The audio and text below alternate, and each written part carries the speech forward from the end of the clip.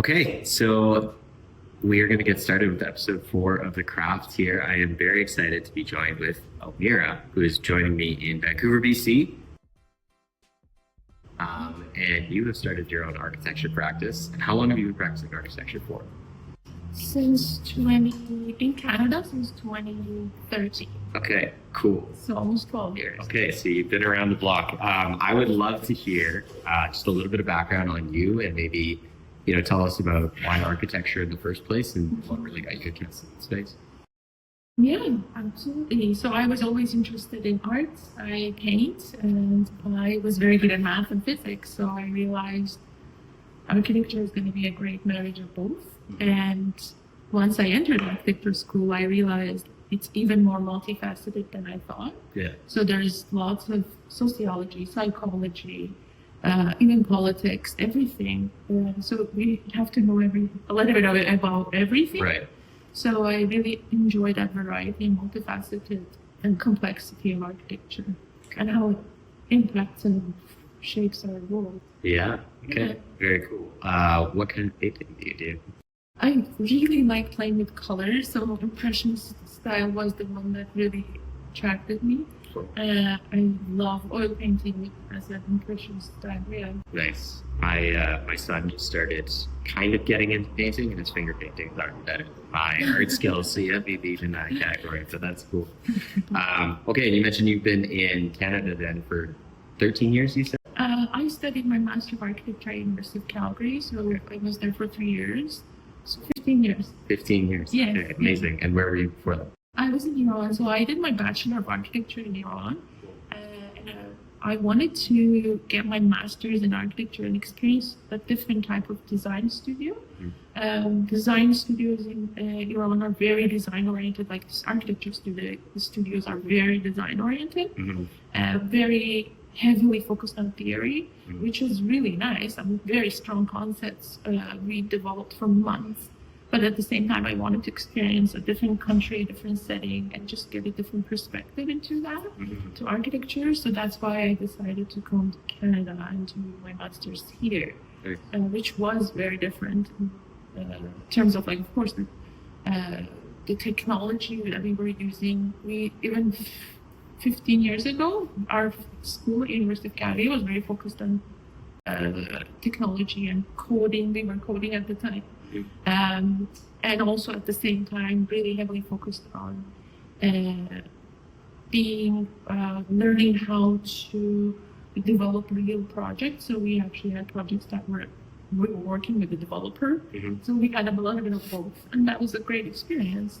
And after I graduated, I moved to Vancouver and started working here. Nice. I'm from Alberta originally too, and I also came from Vancouver, so that seems like a very common pattern to go that way. But okay, yeah. Couldn't handle the winters of Alberta; it was too much. Yes, and I really like the walkability here. I really like walkable cities where I can cycle or walk. Yeah.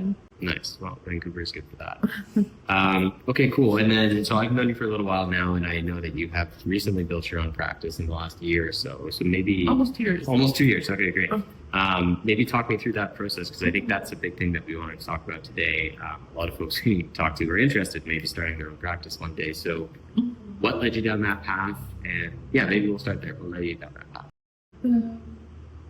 So I was always very entrepreneurial.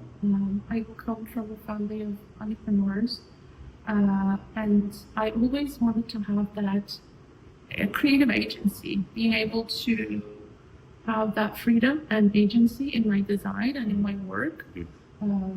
So I had that in my mind, but there was always this scared part of me that was like, oh, what does it mean to start your own business? Like, there's so much liability, so much that I don't know. But 2 years ago, I decided, from some life events, decided that if I don't do it now, I'm never going to do it. Yeah. And I'm going to regret that. So I started my own business by myself.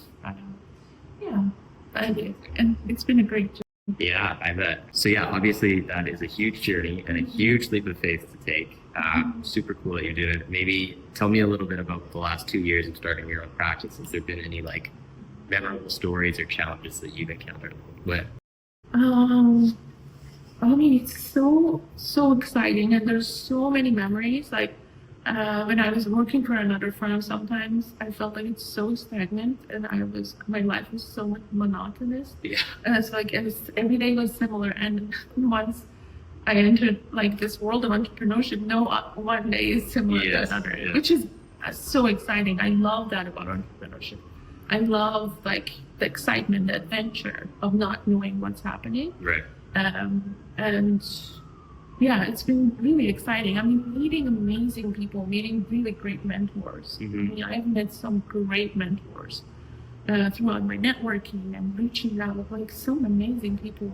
That's been so exciting. I've learned so much about business. I'm a totally different person from when I started. I'm still learning, but just being introduced to that world and marketing and sales, yeah, that's been really exciting. Yeah, that's awesome. I love that. Okay, so you mentioned marketing and sales. Obviously, you're an architect. That's your job. That's what you do. But starting your own practice, you have to add in all of these other layers like marketing and sales. Maybe tell me a little bit about some of those skills. Has been anything that's been like particularly challenging to kind of get your head around? Challenging. There's a lot of challenging pieces of it. Like sales and closing is really hard. I think closing is the hardest job in the world. And I realized, there was a stigma in architecture around being a salesperson, and commercial architect, like not being a business person is almost like looked down on in architecture school, whereas I realized it's the most important part of having a business, because if I'm the best architect in the world, but I can't sell my work, what is the use of that? Like, I can't even execute work, even create. So the sales part is the hardest part, and also, the most challenging part, but there was a lot of growth that comes to it. Yeah. I have my own theories on this, but I'm curious from your perspective, like why is like the salesy business development side of architecture something that's maybe not like frowned upon, but it's not as like accepted? I think because there's a new movement with the new generation, is that they're looking at sales from an ethical perspective. There's no manipulation around it now. Like that's how we learn how to do sales. I'm being completely straightforward with people I sell, and I don't lie to them, I don't exaggerate. But at the same time, I really connect with them in order to really understand them. Right. And that's how I can sell something to them. If I don't understand them, how can I sell, I think that as long as it's ethical, I think it's actually a very, very important job. Yeah, no, 100%. I think it's like the newer age of looking at these kind of things is like bringing an authenticity to it. Whereas when you hear salesperson, a lot of times people think of like that sleazy car salesman, like just trying to make a quick buck kind of thing. So it's, like you said, bringing an authenticity to it. Very cool. Very cool. Okay, well, maybe would love to hear a little bit more about like advice in building your own practice, because like I said, I talk to a lot of architects now, and a lot of folks are interested in starting their own practice. If you could tell yourself something 2 years ago that you've learned now, what kind of advice would you give yourself? No, I would have so much. I mean, I have made some mistakes, and I've learned from them.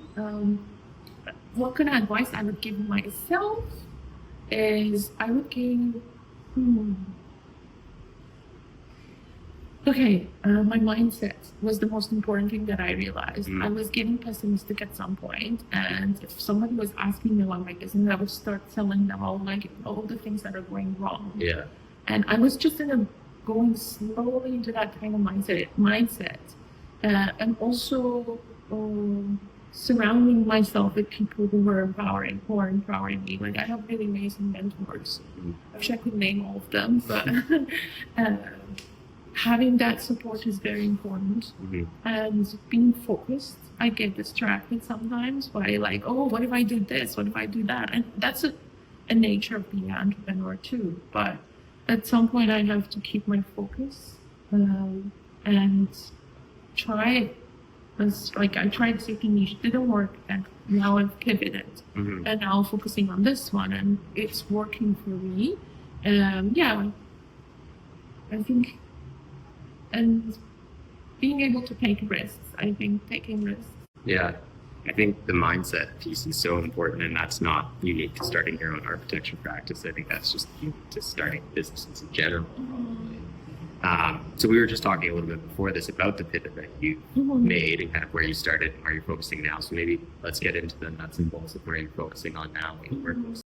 So my perspective on architecture and what I'm doing is architecture that is focused on wellness, specifically physical and mental health, and that can be applied to any kind of space like office, residential. I initially started in residential because I have a background in mining residential, but I also have a background in institutional and indigenous projects and commercial. So I was really focusing on that residential piece, which market wasn't necessarily the best time of the market for that. And I realized like I don't have to just spend so much time on that. I can focus on other stuff. And then when this gets better, I can go back to doing that as well. Right.